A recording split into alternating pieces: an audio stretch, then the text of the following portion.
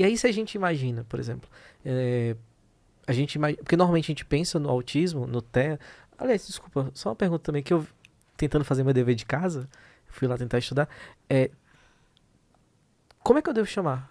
Ou não faz diferença? Não faz TEA diferença. não faz Não diferença. faz diferença. Porque eu vi alguns artigos, por É que o porque autismo tem que ser chamado é, de TEA, sabe? TEA é só uma nomenclatura. TEA, A gente pode transtorno do falar espectro do no... autismo. Tem autismo no meio do TEA, né? Ah, Então pode ser autismo ou pronto. TEA. Então, dentro desse espectro, como é que, em que se encaixa, acho que essa é uma dúvida também que eu sempre tive, na verdade, em que se encaixa, por exemplo, o autismo de alto rendimento, De altas de habilidades, altas né? habilidades? É exatamente aquela divisão de nível de suporte. E de sofrimento psicológico, social. Então, por exemplo, se a gente tem o nível 3, que são pessoas que têm um déficit muito maior, vou dar um exemplo. Uma pessoa que não é verbal, não fala. Uma pessoa que, por não ser verbal, não consegue, né, realizar pedidos de forma entendível para uma comunidade. Até aquilo da subjetividade que você falou, do abstrato, Isso, né? exatamente. Uma pessoa que não consegue realizar as AVDs, as habilidades de vida diária, sozinha, por exemplo, ir ao banheiro, ele vai precisar de uma pessoa dando suporte para isso, escovar os dentes, vestir roupa. Então, esse está no nível 3, então ele precisa de muito suporte. Entendi. E aí, no nível 2, a gente já tem o moderado, que já consegue ter autonomia, porém, ainda tem uma dificuldade de comunicação, por exemplo. São pessoas que têm dificuldade em dicção, em estabelecer, vamos dizer assim, uma estruturação de comunicação de acordo com a linguística. São pessoas que têm um atraso, às vezes, de falar, apresentam algumas estereotipias, têm dificuldade de entender regras sociais, por exemplo, pessoas que não sabem como iniciar um processo de brincadeira. Então, assim, para você chamar uma criança para brincar, você tem todo o processo. Sim. Chega lá e fala, olha, Asley, tudo bom? Eu quero brincar de jogar bola. Vamos brincar de jogar de bola comigo? Que tal? É uma criança que já vai chegar assim, joguei, vamos! Ah, entendi. Não passou por o processo, assim, de O contexto, iniciar, né? de contexto, de narrar e etc e tal. Mas é uma criança que já tem uma dependência de suporte menor do que a primeira. Ela tá brincando. Não da forma adequada, mas ela tá brincando.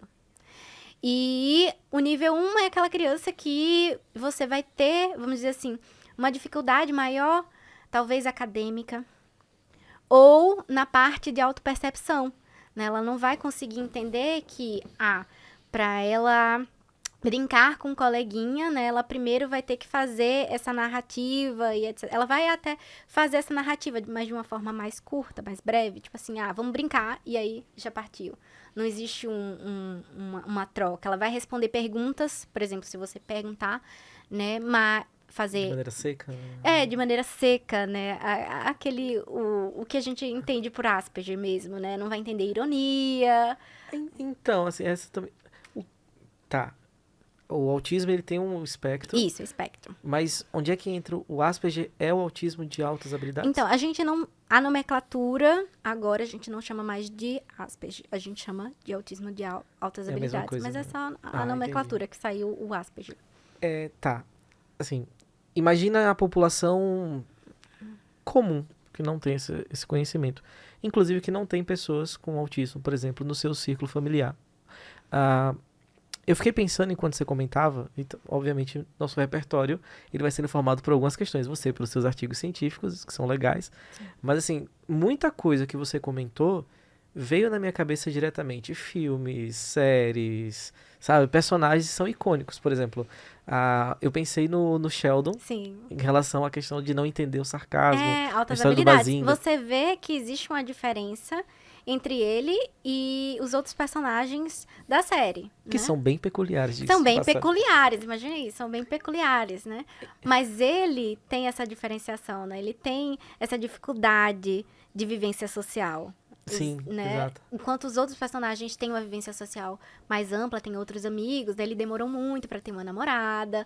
A série é fantástica, porque as questões, né, de dificuldade de relacionamento amoroso que ele tem são muito disso, do toque, de como iniciar, de como reconhecer as próprias emoções, né? Então, é isso. O Sheldon é o autista de altas habilidades. Então, é isso que eu ia perguntar o que é que você achava, né? Assim, a sua visão enquanto especialista. Uhum. Porque séries ficaram muito famosas, por exemplo, o Atypical, aquela The Good Doctor, o Sheldon do The Big Bang Theory. Você acha válido? Ou ele cria... Porque assim, também tem um outro lado, né? Ele pode criar um estereótipo que atrapalha a percepção. Entendi. Eu não sei se- Eu acho assim, o estereótipo existe, exista uma representatividade em séries ou não. Em filmes, em artes de forma geral. Porque assim, é como eu falei, é um espectro. Ou seja, a gente não tem o Sheldon Sim. e a gente não tem o Rayman, né, Sim, da é outra verdade. ponta. E, sabe, a gente não tem isso. A gente tem realmente um espectro. Cada paciente que eu tenho tem características específicas. Por isso que eu acho que a análise do comportamento funciona tanto. Que a gente tem uma visão individualizada do sujeito. Então, a gente consegue abarcar exatamente, ou pelo menos a gente tenta abarcar aquela demanda específica. Não. Mas que legal, né? É maravilhoso. Não, eu sei que você vai se empolgar falando assim, mas